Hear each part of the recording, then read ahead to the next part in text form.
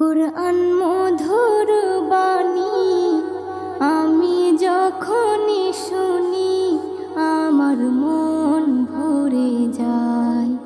কুরআন মধুর বাণী আমি যখনই শুনি আমার মন ভরে যায়। শোনো মুমিন মুসলমান, পড়ে দেখো না কুরআন, কত শান্তি পাওয়া যায়। কুরআন